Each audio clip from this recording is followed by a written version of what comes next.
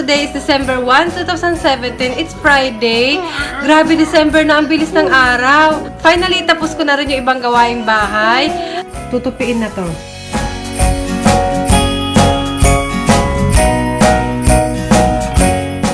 At nandito lang kami ngayon sa bahay. Kasi mga 9 AM pa lang. So, baka mamaya-maya lalabas kami. Andito sila nagpi-play. Anyway, kagabi pala, nag-iisip ako kung gagawa ba ako ng vlogmas or hindi. Kasi ko alam kung everyday ba mag-upload or everyday ba magba-vlog pero kahit hindi everyday upload. Kumbaga, parang pag dudugtong-dugtungin mo na lang yung vlog everyday tapos pwede mo siyang i-upload after 3 days. Hindi ako sure. Kasi parang pag everyday parang challenging siya, di ba? Siguro medyo mahihirapan ako kasi nga alam nyo naman na housewife ako. Yung housewife, marami rin mga ginagawa dito sa bahay. Tapos yung dalawa kong anak, nilalabas ko sila. Baka maboring lang din kayo pag dito lang sa bahay yung mga ipapakita ko sa inyo. Mas gusto ko kasi nagbablog ako, konti lang dito sa bahay. Gusto ko lumalabas tayo para may maipakita naman ako sa inyo at ma-share na ibang view dito sa Japan. Hindi naman mahirap yung pag-upload ng videos kasi okay naman yung internet connection ko dito. Medyo challenging lang talaga yung pag-vlog, lalo na yung pag-i-edit kasi syempre i-edit mo siya. Yung pag-i-edit, umaabot niya ng mga 2 oras mahigit. Kaya yun, effort siya sa pag-upload everyday. Nakaka-relate na ako ngayon sa mga YouTuber na everyday mag-upload sila. Pero gusto ko rin naman i-try na mag-vlogmas. Pero siguro magiging pareho lang sa vlog ko na normal na vlog ko. Usually kasi hindi na ako nakakapag-vlog pag gabi. Lalo na pag nap time na ng mga anak ko. After ko sila palaruin sa labas, hindi na ako nakakapag-vlog dito masyado sa bahay. Tapos mabibisi na talaga ako sa dinner. Tapos syempre nandito na yung asawa ko. Marami na rin akong ginagawa. Ayoko rin naman na lagi na makikita na lagi akong nagbablog, laging hawak ko yung camera, yung phone ko. Gusto ko naman magbigay din ng time sa kanya pag nandito na siya sa bahay. Gusto ko pa rin balance kahit paano. Kaya minsan, before ako magluto ng dinner, habang nagdanap tong 2 alaga ko, nag-i-edit na ako ng mga videos ko. Tapos habang nagluluto na ako, ina-upload ko na yung video ko. Tapos mamaya-maya, after dinner, inaano ko na siya, parang chinecheck ko na siya. Tapos pinapublic ko na siya. Ganun yung ginagawa ko. Kaya kadalasan wala nang night na na vlog. Baka ganun lang yung ma-vlogmas ko. Kaya pasensyahan nyo na kung ganun lang. Challenging siya pero gusto ko rin naman itry para malaman ko next time.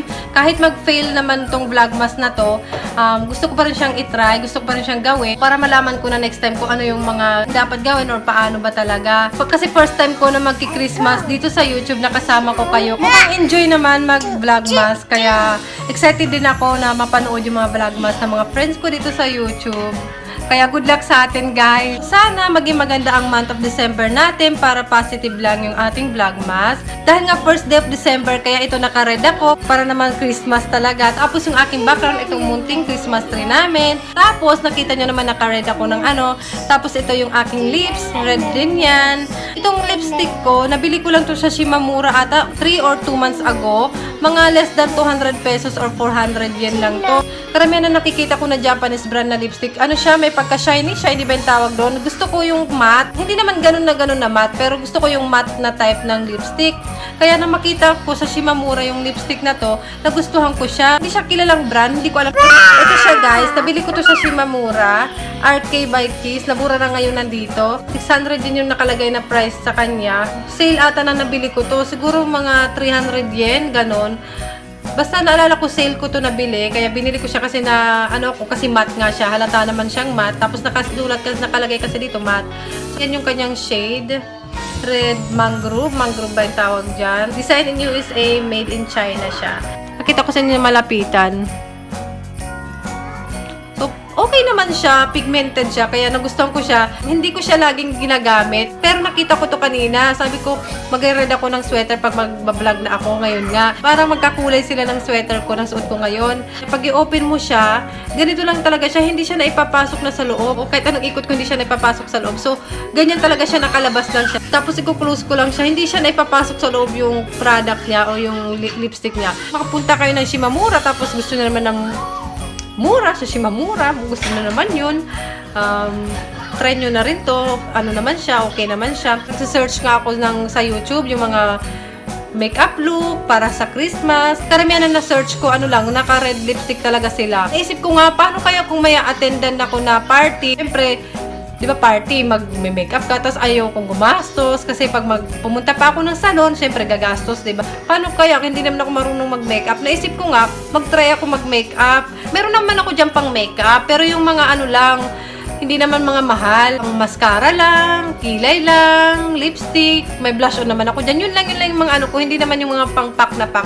So gusto ko i-try yun. Ano guys, kayo gusto nyo ba i-try ko yun? Isasali ko lang dito sa vlogmas ko. Hindi naman ako magaling mag-makeup, so hindi siya masasabing tutorial. Makeup look lang na ako yung akin lang, na ako lang. Tsaka nga pala, kung nakita nyo yung aking intro, kagabi ko lang yung ginawa. Nagustuhan nyo ba yung aking intro? Ito pala yun.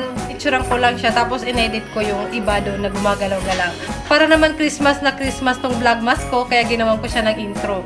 Kaya sana nagustuhan nyo yung intro ko guys. So, yun. Sana makapag-giveaway ako, no?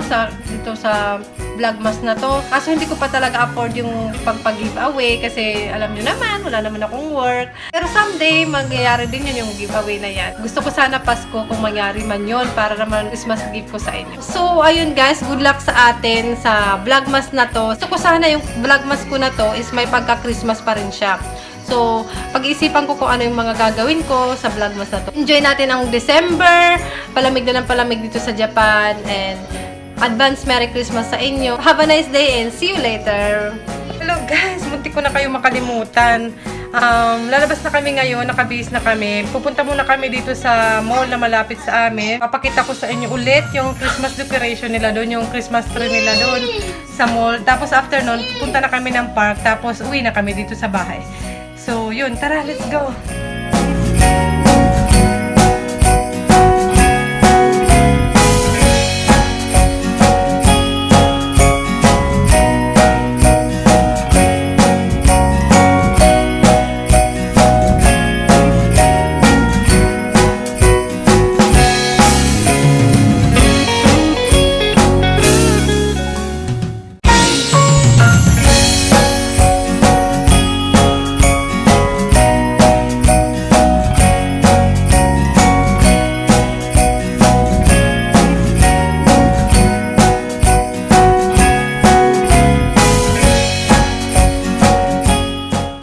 So, punta tayo ng Daiso. Ipapakita ko sa inyo yung ibang Christmas decoration na tinitinda doon. Tara!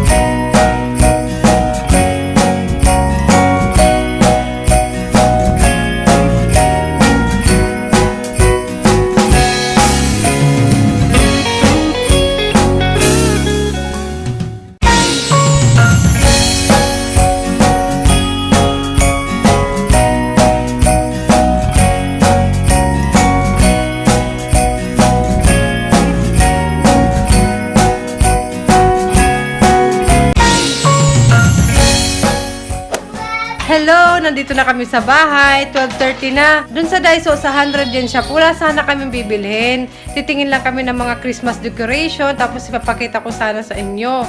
Kaso, itong si ate, yung daughter ko, meron siyang binili doon. Yung parang mini Christmas tree na wooden mini Christmas tree ornament. Ayan. Dito ginagawa niya na ipakita ko sa inyo. So, ayan. Nakabili kami doon kahit hindi naman sana. Ayan, yung binili niya. Hello guys. Ito yung binili ni ate kanina sa Daiso. Ginawa niya siya, nabuo niyan. May snowman siya dyan. Ang cute.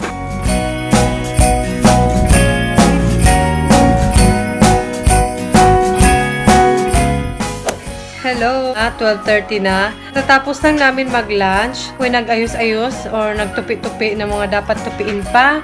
At ngayon naman meron na naman mga kalat-kalat sa sa floor namin. Kahit nag-vacuum na ako. Sa isang araw, hindi lang ako nakakaisang beses mag-vacuum. Kunin ko yung aking kaibigan dito. Tutulungan niya akong maglinis. Mag-vacuum na to.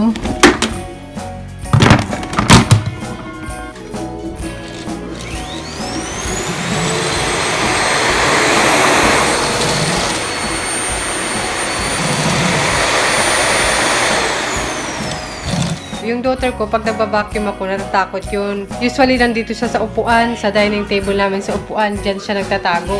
Pero ngayon, hindi ko siya makita kung nasan siya. Hindi siya napupunta ng bedroom eh. Kaya hanapin ko kung nasaan niya.